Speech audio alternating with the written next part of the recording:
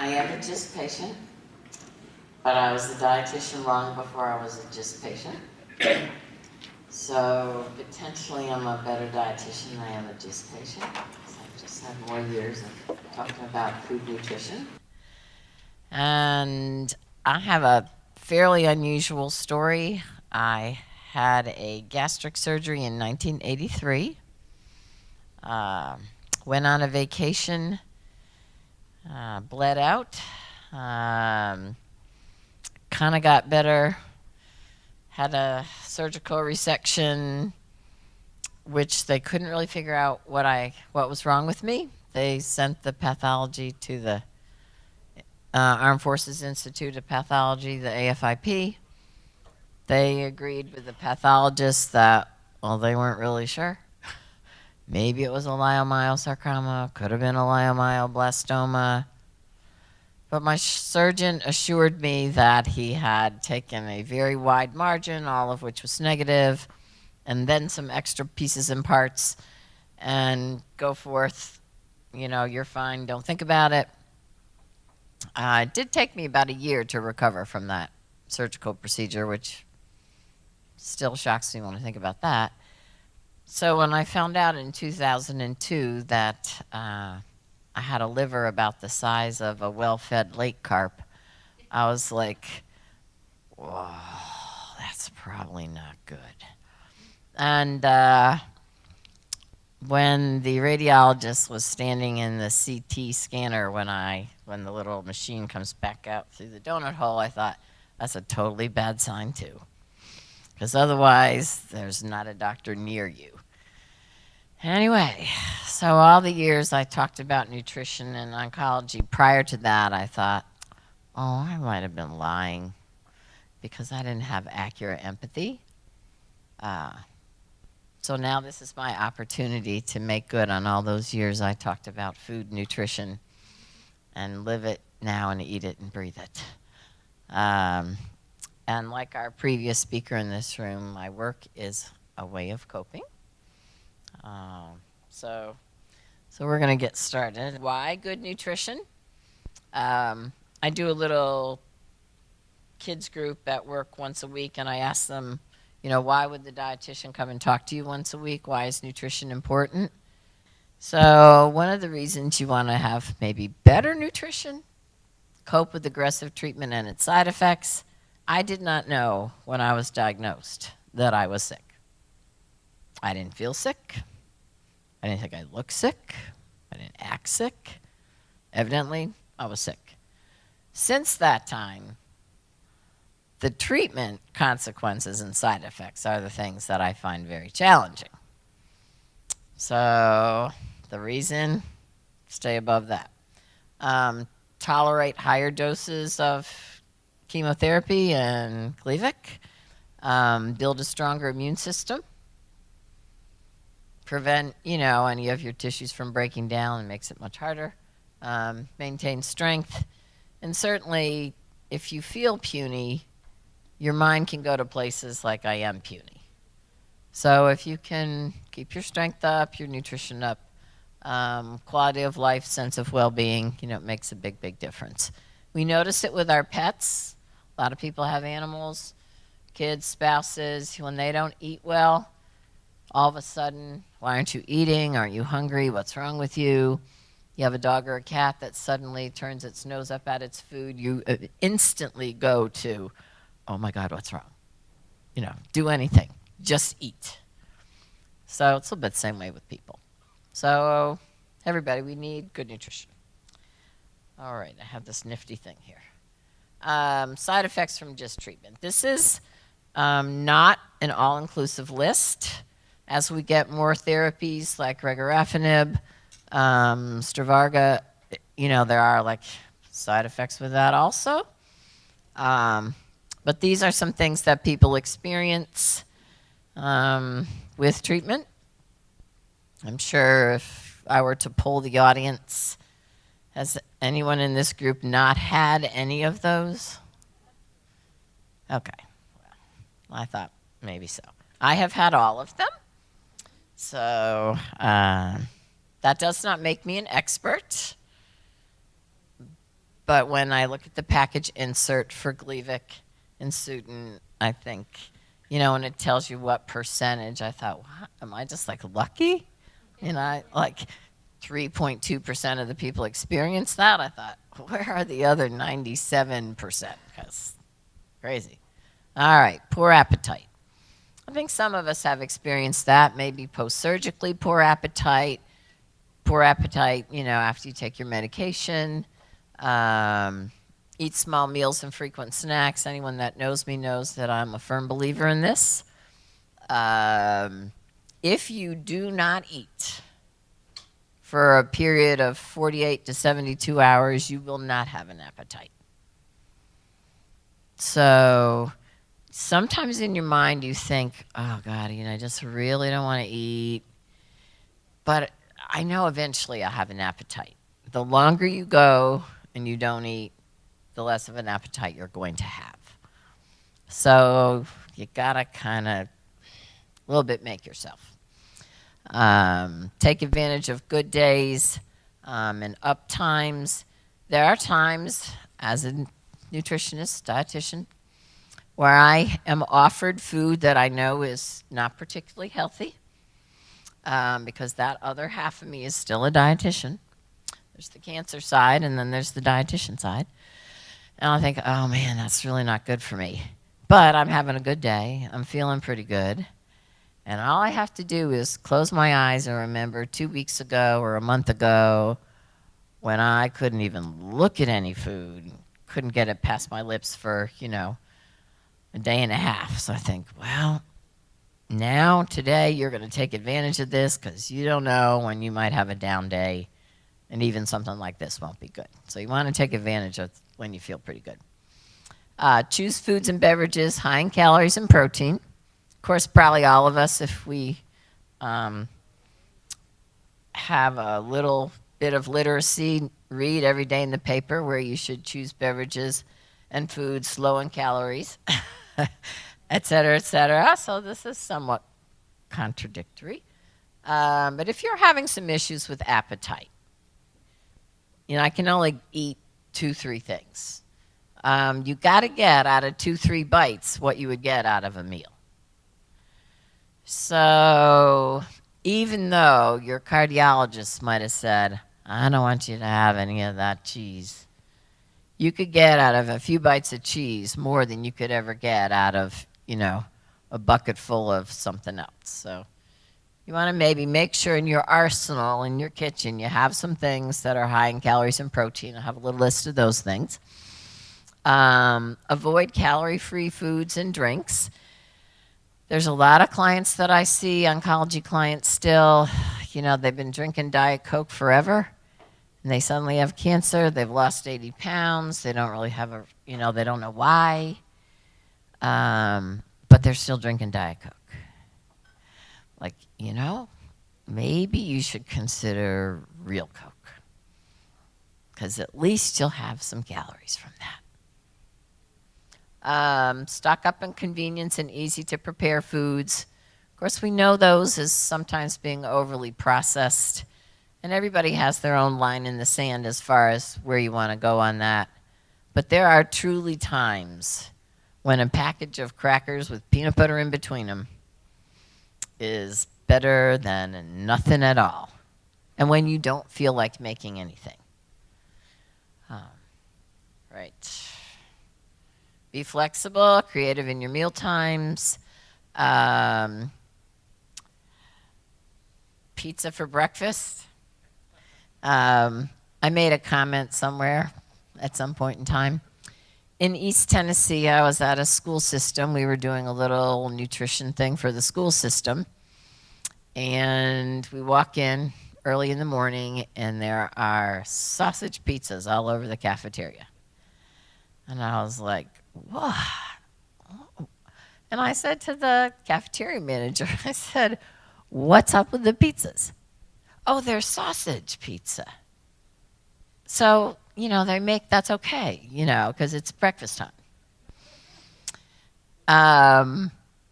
This was pre-Gleevec time in my life, but I thought, oh my God, this is why we have such a horrible problem with maybe kids and health and obesity because somehow we're rationalizing, well, that's sausage, so it's okay. But post-Gleevec, if you want that piece of cold pizza for breakfast and you want the eggs and toast for dinner, I don't really care. Whatever, that can work. Strictly schedule yourself, and maybe I should put strictly in quotations. But if it has been a few hours since you got up out of the bed, you got to try to eat something. I'm not always fussy about what that is. But the more number of hours that go by, it's not going to get easier. And if you look at your wrist and it's been 2 hours since you ate something, you probably need to eat something again. And I have lots of clients that look at me like, oh my God, all I'll be doing is eating. And that, to a small extent, is true. But there are 120 minutes in 2 hours. So you haven't been eating every single one of those minutes. It just seems like it. And that's when those convenient and easy things come in handy. But you do want to try to give yourself nutrition because your belly might not tell you need it. Sip on a glass of wine, beer, cocktail. Remember, those were considered aperitifs. If you look historically, they were to give people an appetite. Back in the days of, feudal empires and things like that. Maybe when the meal was anything but appetizing, depending on what, creature happened to walk through the, castle gate. Maybe if you tied a few drinks on, then you wouldn't notice what you were eating. But there are lots of people, since they get their cancer diagnosis, oh, no way, I shouldn't do that. But if you used to have a cocktail, a beer, a glass of wine, those things can still be kind of helpful. Ask your physician about it, of course, but even I, with a liver full of cancer, my oncologist was like, yeah, this is not a big deal. I think he says that knowing that, A, I would be too paranoid to have a lot, often. But ask your physician about prescription appetite stimulants. There are a few on the market. They don't use them very much. Insurance companies don't pay for them very readily. One is called Megace. It was sort of developed as an HIV/AIDS drug, but it can help in some circumstances. Marinol, which is a synthetic version of marijuana. Back when I started these conversations, marijuana was not approved for use in any state in the country. Things have changed in the intervening 10 years or so. I did have a client one time ask if I thought that his physician would write him a prescription for marijuana. And his physician was a wild man. He used to have toga parties. Anybody that's as old as I am probably knows what a toga party is. Somebody fell through the front window of his home once at a toga party, so I said, I am pretty sure that your doctor will have no problem writing you a prescription for marijuana. The problem will come when you go to fill it. Turns out his wife worked for the National Forest Service. And I live in East Tennessee. Trust me. She proudly stomps over it, walks around it, kicks it over every day. So he actually had lung cancer, and it was pretty terminal, but he did manage to get a hold of some marijuana. And he might have just had it in his pocket that day, and he just wanted permission. Is this okay? Had a good meal, went fishing, felt good. I thought, well, in the few days he had left in his life, he at least had a good day. All righty, calories. Extra condiments.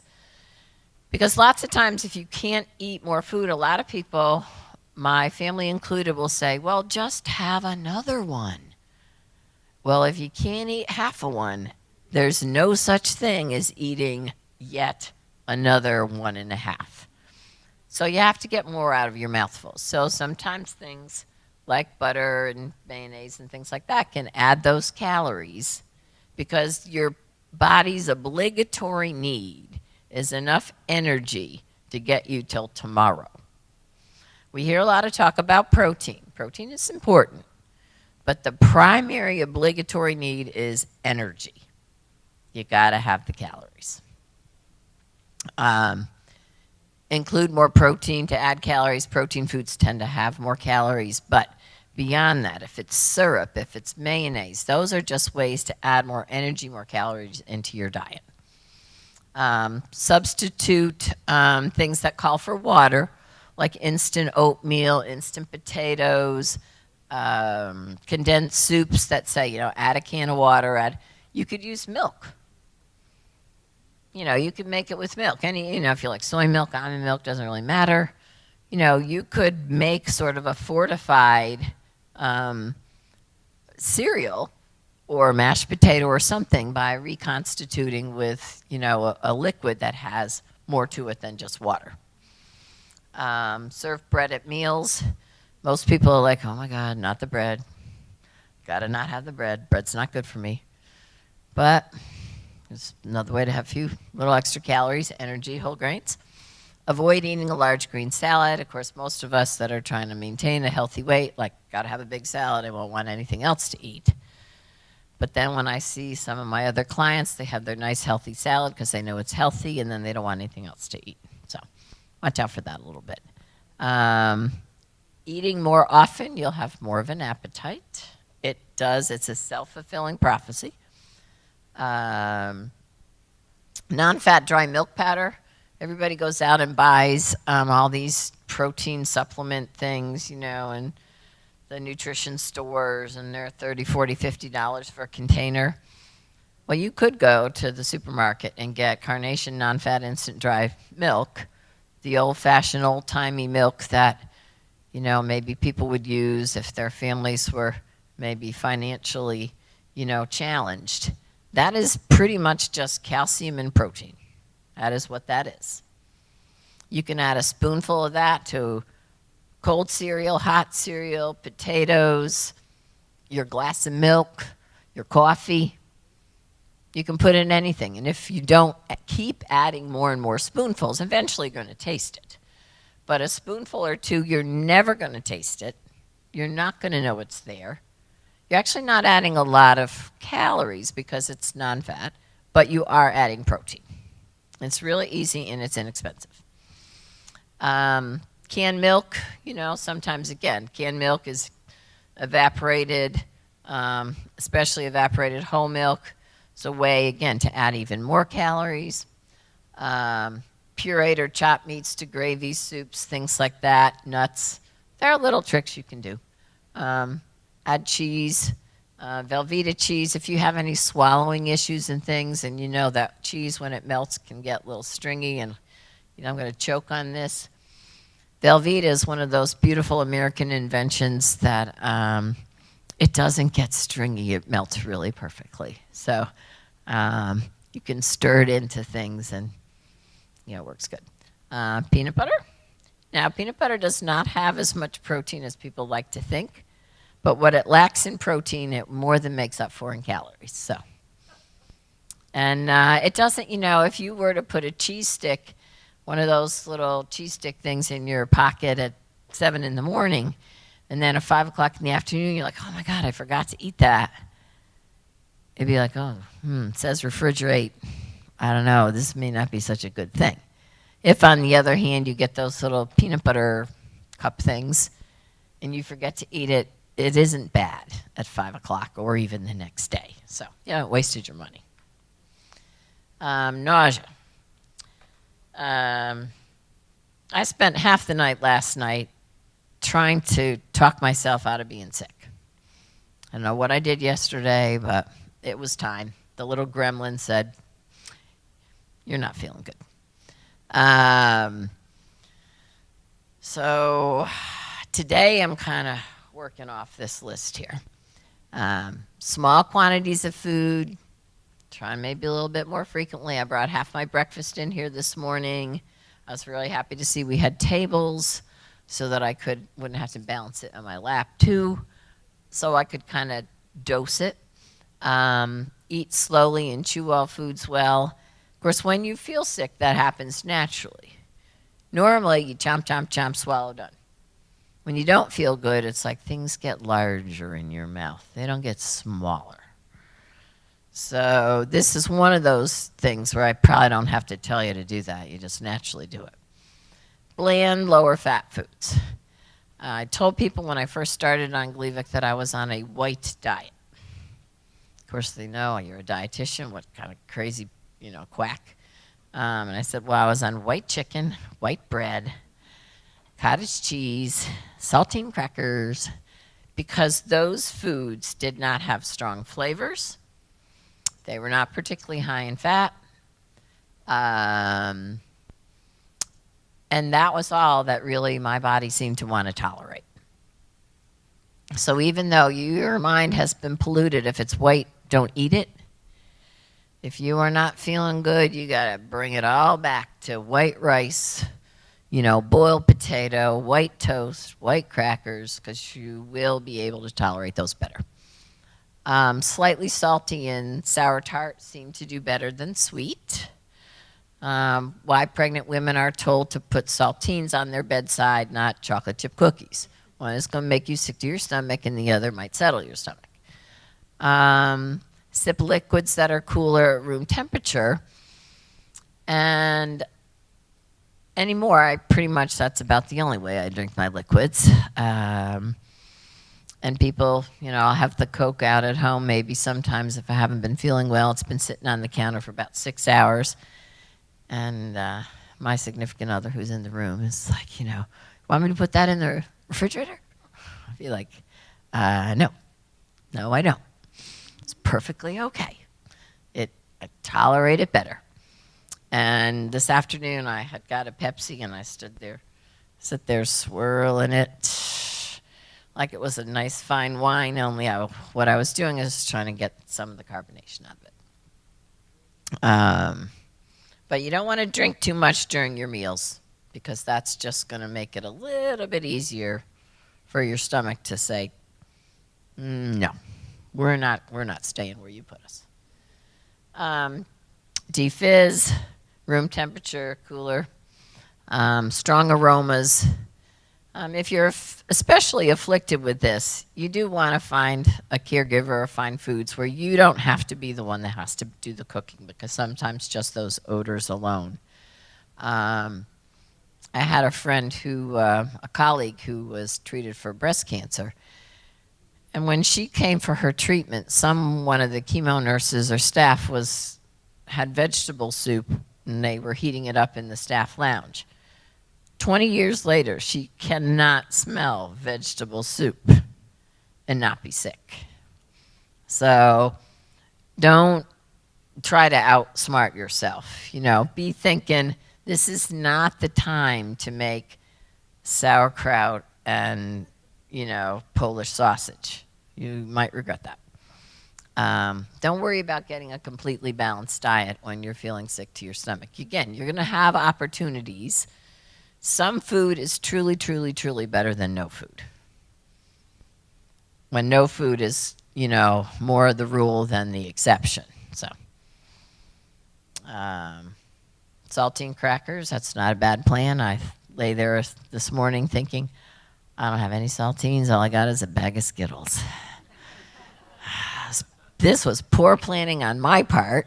I should have had something.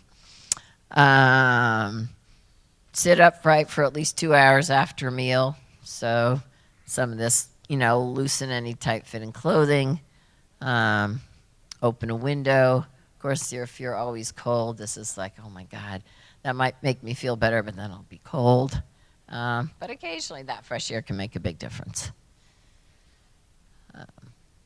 Rest comfortably, hopefully. Consider chewing a stick of gum. Somebody told me this a long time ago. I was a 7th grader that was probably a nervous 7th grader, and I often went to school kind of nauseated. And one of the mothers somewhere said, chew some gum, you'll feel better. And I thought, oh, she's giving me permission to chew gum. what do I have? Probably 3 out of 4 mornings or 3 out of 7 mornings a week. 40 minutes after I take my Gleevec, a piece of gum. Because that is the difference between being able to focus and only thinking about this. So, now probably you want to choose a sugar-free gum, but it is really amazing. It's quite helpful. Maintain good mouth care. Again, antiemetic drugs. There's lots of them out there. I traveled once without any. Now my mother will never let me come home again unless I have them with me. So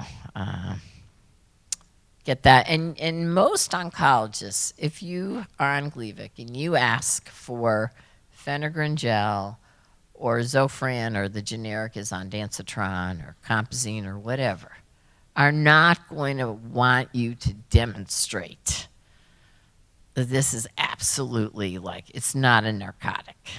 This is a good thing to have around, because at 12:30 at night, you're not going to be able to get anybody to give it to you. Vomiting. Don't force yourself to eat or drink too much. If you're in the throes of trouble, wait a little bit. My test this morning was, can I sip on this Pepsi? Before I left the room, I was good. So I thought, all right, things are looking up. I'm more of a Coke drinker sometimes, but, all we had was Pepsi, so that was going to have to work. After the clear liquids, you can kind of advance things a little, and this is kind of the general progression. You will hear about people in diets on clear liquid diets in the hospital, NPO, nothing by mouth, and then they'll advance to clear liquids, easier for your gut to tolerate, digest full liquids, and then, work your way into the bland and not too strong things.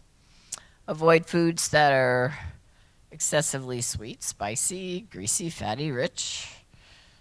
Those are probably good messages for anybody that wants to stay healthy, at least more often than not, because the greasy, fatty, rich things are probably not good for any of us.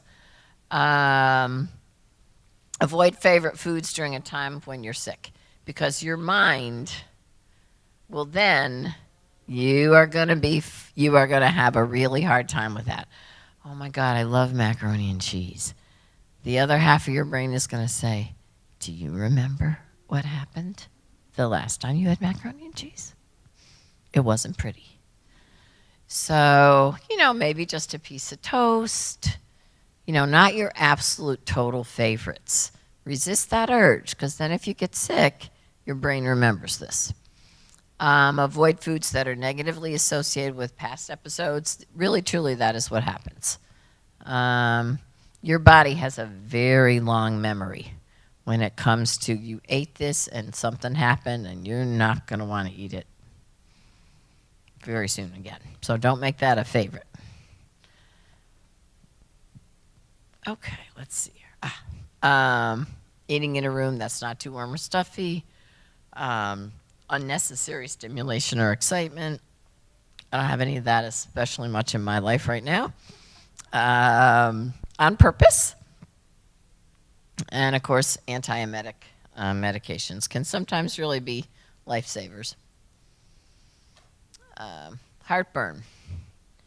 This was my first symptom after I started taking Gleevec, was unremitting heartburn. I thought I was going to die. First of all, don't overeat. Because even though in that minute in time you think, oh, I could eat this. If you have had problems with heartburn, try not to have that second. Even though you're thinking, I should eat more, I need to eat more, it's only going to make it worse. The fried, the greasy, fatty foods, pepper, alcohol, and caffeine, those are the only 3 known dietary gastric irritants. So if you're having issues with heartburn, these are not particularly good choices. Don't lie down immediately after eating, because then you put your stomach and your esophagus the same level as your throat, and you're just going to ask for a little bit of trouble.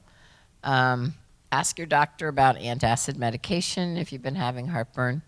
I did find one this summer that helped me a little bit until the pharmacist says I wouldn't be able to afford it when I ran out of, the samples. I was like, oh, great. Wonderful. So then I had to kind of reconnoiter after that a little bit. But they can make the difference between sleeping at night and not sleeping. You wake up at 2 in the morning, you have horrible heartburn, you are going to be sick. So it just sets up this whole kind of thing.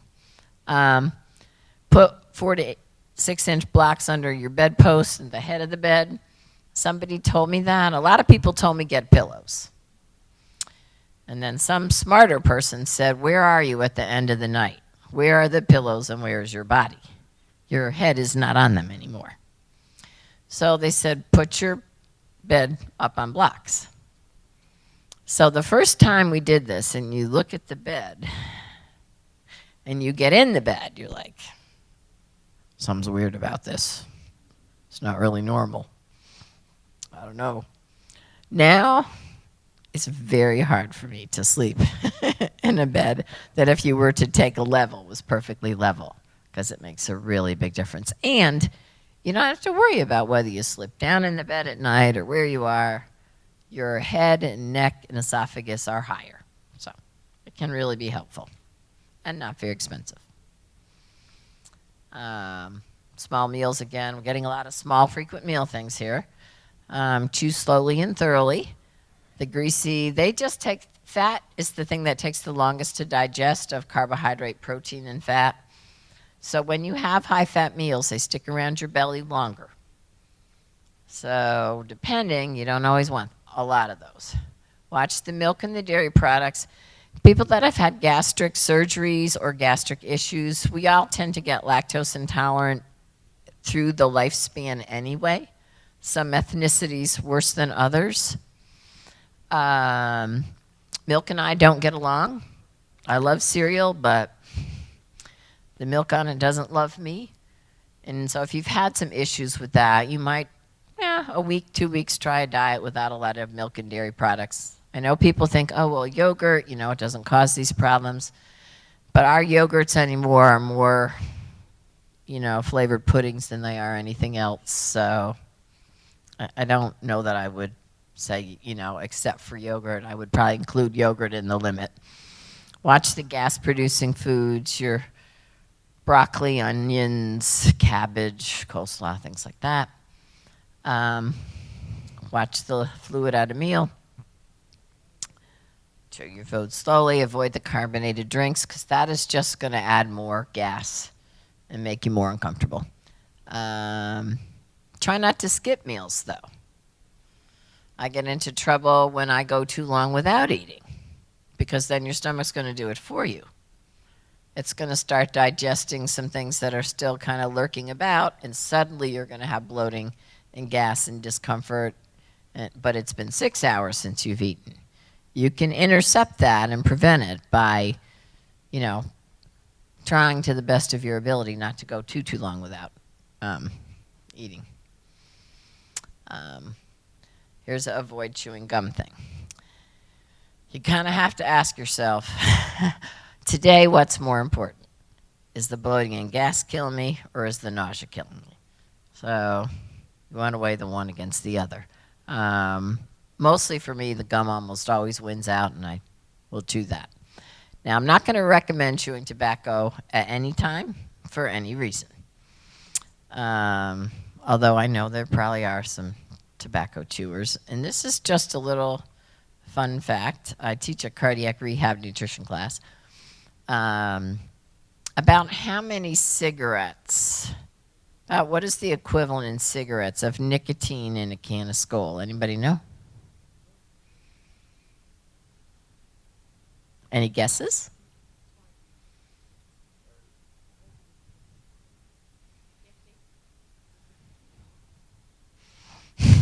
Keep going. 80. 80. Yep. So you wonder why people that chew sometimes develop head and neck cancers? It's equivalent of 80. Increase your physical activity. I am physically active every day, even though my body doesn't always want to be. But it does make a difference, with not only just feeling more, but with the gas and the cramping and that. It really, really, really makes a difference. Your GI tract loves it when you just kind of get it going a little bit. Ask for over-the-counter anti-gas agent. The one you see most is simethicone. I have had mixed luck with those. They're not expensive. You can get them. It's worth trying. Activated charcoal is another name. Diarrhea. For a long time, I did not have diarrhea with Gleevec. So I was pretty convinced it wasn't helping me because it was the hallmark symptom that you read the most about. And I thought, okay, no diarrhea. This obviously is not working for me. This is not a good thing because I was diagnosed prior to Sutin and all the rest. I have moved on to having diarrhea. But the oncologist doesn't really define diarrhea as anything unless it's like over 7 or 8 or more bowel movements a day. Now I would ask the oncologist, after you've had your 4th trip running like a crazy human to the bathroom, that's not sufficient to be considered, Anyway, it's not that I wish that on him, but I wish it on him. Again, don't skip meals, because then your body does unusual things to compensate. Again, go with the plain foods. Potassium is in all your fruits and vegetables. But as we know, some fruits and vegetables, you read about, okay, these are better to help keep you regular. But it's okay to have like canned peaches or applesauce or cooked carrots, or a cooked sweet potato or something. It doesn't have to be all fresh and raw. Keep activity to a minimum. You're going to notice with the next slide, constipation, is you want to be active. This is, just kind of, at least after your meal. Don't make this the time you're going to go out and, do your jog because you might regret that. Anti-diarrheal medication, many of those you can take several times a day. The package insert might tell you 2. Your oncologist is probably going to tell you 8. You got to do what you got to do. Because the more diarrhea you have, the more electrolytes, the more fluid loss, you can get yourself into a world of hurt. So you do want to find a way to kind of keep that. There was a recent thing on our listserv. One of our fellow gisters has a fairly interesting solution to his problems. He is here. He would be happy to talk with people about that. He said, I know this is not for everybody. Probably it's not. But it is a side effect that will isolate you. One of the things in the previous thing was, how do you deal with, or what are some not good things? Isolation. That's going to isolate you. So you do want to find a way to. Now, if you were to ask me where every bathroom in East Tennessee is, I could give you a very accurate accounting of where every bathroom in every store is. Front of Walmart, back of Home Depot. Customer service in Belk. Know where they all are. Foods that may irritate or stimulate the colon. Again, the greasy, fatty things. Had a brother-in-law that when he had a cup of coffee, that was his little trick every morning. So, again, you might I need to wait and have a hot beverage some other time. Again, the milk and milk products. Temperature. Alrighty, here we go, constipation. Evidently, with some of the newer medications, there are some problems with pretty extreme constipation, the exact opposite. So this morning during the lecture, I thought, well, gosh, if we combine Gleevec with Sutin, with regorafenib, maybe that is the cure. Too much of one, not enough of the other. Nice straight path. That could, you never know. That could be, we could find out. That would be a good thing. Anyway, increase our fluid as opposed to the other. Try to, not go there too much. Drink a hot beverage in the morning. It could be a glass of hot water, even if you do not like coffee or tea. Hot water with lemon, orange, whatever. It is a colon stimulant. Eat a little bit larger breakfast. Remember, if you haven't had hardly anything to eat for 3 days and you haven't been active because you feel really not good, then you think, oh my God, I wonder why I'm constipated. Well, because you A, haven't had anything to eat, and B, you haven't been active. So try to increase the amount of fiber in your diet, but you don't want to do that overnight. This is not about going from a diet that has 5 grams of fiber to a diet that has 25 the next day. You want to do that gradually. Anybody in here, probably more guys than us gals, that have ever made the Quickcrete cement knows that there is a difference between not enough water in it and too much water in it. So your body is a little bit the same way. You don't want to increase that fiber unless you increase your fluid. And then there's a point at which it's going to be too much. So, the prune juice, the warm juice there, that actually does work. People always say, oh, that's my grandmother, have prune juice. It really does work. Now, I couldn't get prune juice past my teeth. At least I didn't think I could. But if I take about 3 ounces of prune juice, 3 ounces of water, warm it up in the microwave, sort of dilute it a little bit. People that have drank it know it's kind of thick and kind of, a little bit syrupy. Makes a big difference. And it's a lot less expensive than medications. The heavily refined things, increase your activity level. Try not to use some of the over-counter laxatives that are stimulants. There are lots of stool softeners out there. They are not the same thing. Miralax is a stool softener, Ducalax. That can be very helpful. The stimulants, unfortunately, after a while, your colon will rely on those and not on your body. So if you're kind of getting a little bit of a bad habit that way, you want to try to find. The other thing that people do is they have a period of time with some constipation and it gets really bad, so then they use a medication, they get relief, and then they don't take any medicine. When really the best kind of, and none of us want to take extra medicine, but if you don't want to have this as a recurring have it, don't have it, don't have it, you want to probably get on a elimination plan, if you will. If you need a stool softener every day, remember, it's not a stimulant. This is okay.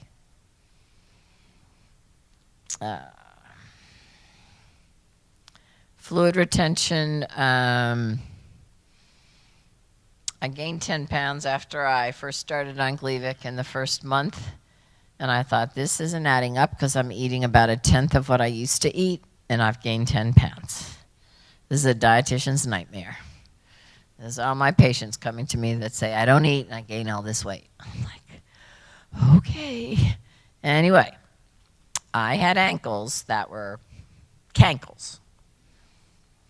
So I went in the doctor's office and kind of threw my leg up on the countertop and I asked him, I said, is this a problem? And he looked at me like, yes, that is. That would be a problem. So temporarily, I was on a little bit of a diuretic.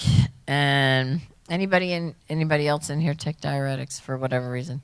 What usually comes after you take your diuretic? What's your next medication? Potassium. So I went from taking no medicines for any reason whatsoever, Gleevec, heartburn, nausea, then a diuretic. Oh, and because you're on the diuretic, you got to have potassium. I'm like, I can't go there. I just can't go there. So I kind of ramped down my sodium intake, and it does make a big difference. Again, the fellow that has the interesting fix on diarrhea, I think he said, 500 milligrams of sodium a day. That is really hardly, you have to really want that. That's hardly any sodium. And I probably couldn't recommend it for most individuals. But we normally have about 4,000 milligrams of sodium a day. So if you're fighting some issues with some fluid, just kind of look. Every label, food label's going to tell you how much sodium. Again, I want you to have those pre-prepared things, but you don't maybe want to make a steady diet of them because they are going to have more sodium. Elevate your legs when you're sitting down. Wear support hose. One trip, actually it was the Life Raft group in June of 2010. I had a little bit of a foot problem when I was here. It only got worse. And when I went home, I actually went from the airport to the hospital because my doctor said, I don't know what to do. Don't go home first. Just go to the hospital. I was like, oh.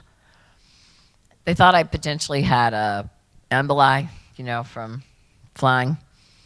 And I thought it would be a miracle if my blood clotted. This is, I doubt that.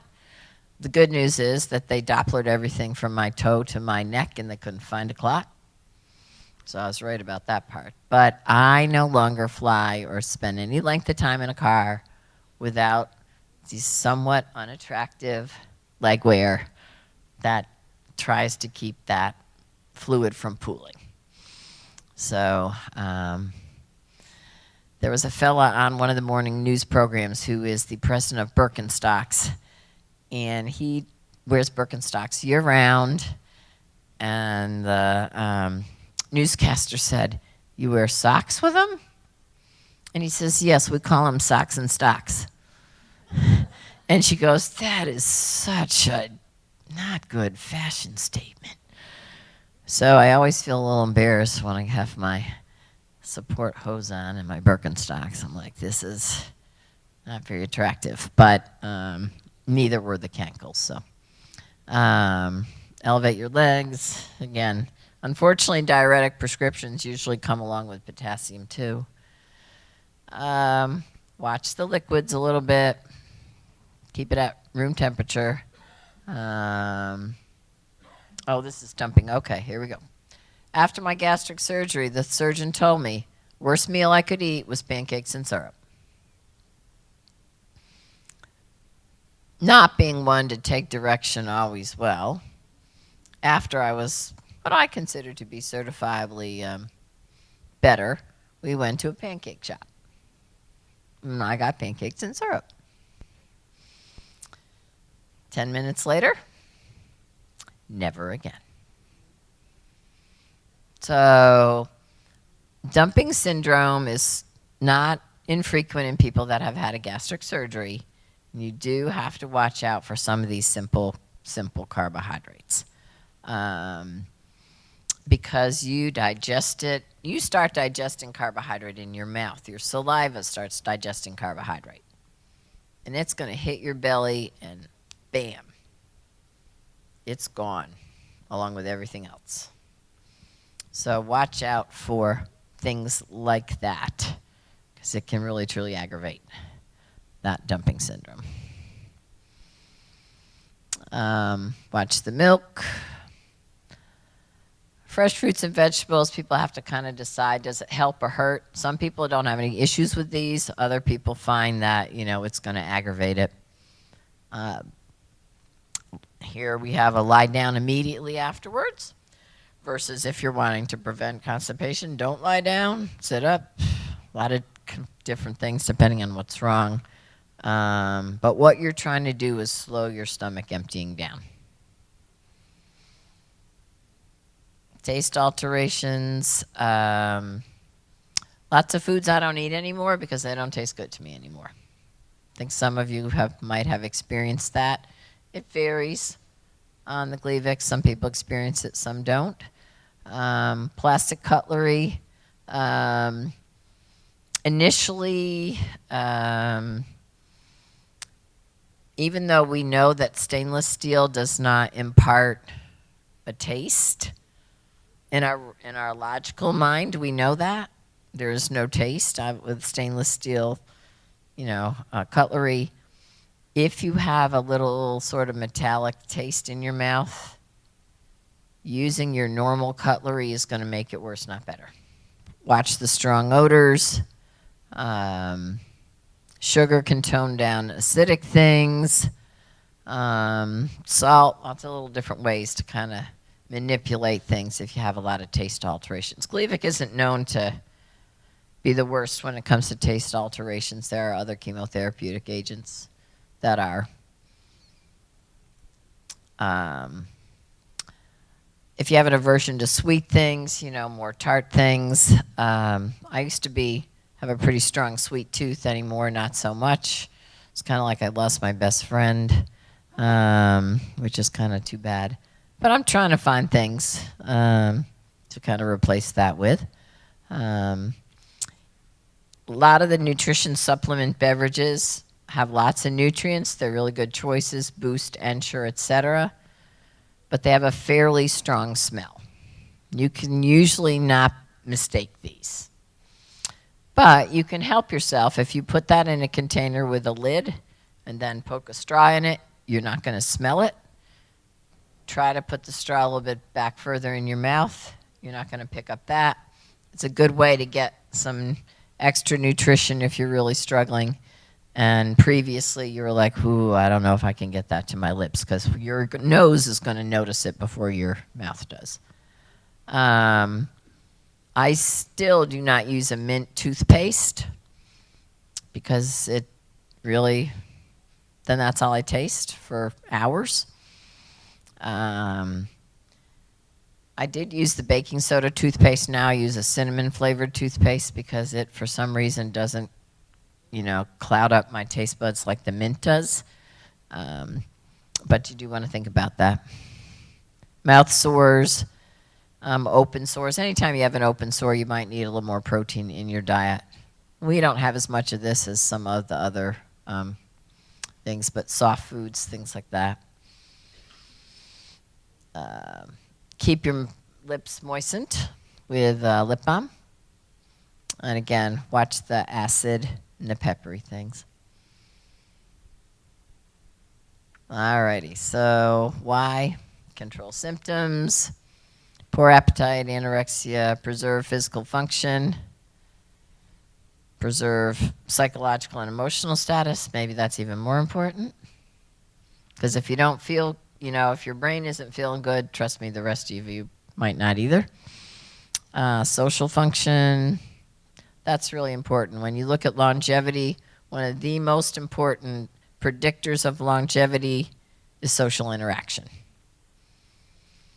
And these are, finally, I'll just kind of quickly, the recommendations for cancer prevention. So a lot of us in the room are thinking, too late for that. Been there, done that. Got the t-shirt, $5. It's a really good t-shirt this year.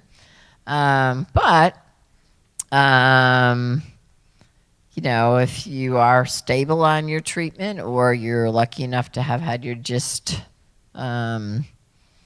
removed and you're sort of Ned, dancing with Ned, no evidence of disease, these are the recommendations for prevention. Be as lean as possible without becoming underweight. So if you are carrying a lot of extra weight around, the idea is, as time goes forward, you want to modify that a little bit. Carrying excess weight increases your risk of a lot of things, including cancer. One of the researchers said, that once you have a cancer, you are somewhat, unfortunately, more likely to have others. My nightmare. So watch that. Be physically active. Again, this is the leading determinant of longevity. Social interaction. The leading determinant of how long you live is whether you are or not physically active. So find a way. Walk 10 minutes. The next week, walk 10 minutes in 30 seconds. Then walk 10 minutes in 45 seconds. you will be able to do that. Avoid sugary drinks. Of course, if you need the calories, not a lot of options. Eat more variety of vegetables, fruits. This used to be the #1 recommendation for cancer prevention, was eat a plant-based diet. I don't know that they're necessarily in order, but it's #4 now. Recommends that we have, base all our meals on plant foods. Then I just have some different examples of the phytochemicals that are associated. This will all be on the website. There's no test afterwards. Red, orange. People always ask me, what's the best fruit? What's the best vegetable? There is no best fruit or best vegetable. Variety is the most important thing. The more variety you can incorporate when you're feeling better, the better. Watch your red meats, fatty meats, smoked meats, things like that. Alcohol, it can be an appetite stimulant, but there is a limit as to how much is good and how much is not so good. Watch real salty foods. Don't use supplements to protect against cancer. None of this, I'm going to take a Centrum Silver and then yeehaw. All the fried turkey legs and Polish sausage I can eat. And high doses of things are not recommended almost ever anymore. And it will tell you right on your label. If it's got 5,000% of what you need, that would count as too much. Best for mothers to breastfeed. And finally, after treatment and/or after treatment stabilization, cancer survivors, that's us, should follow the recommendations for cancer prevention.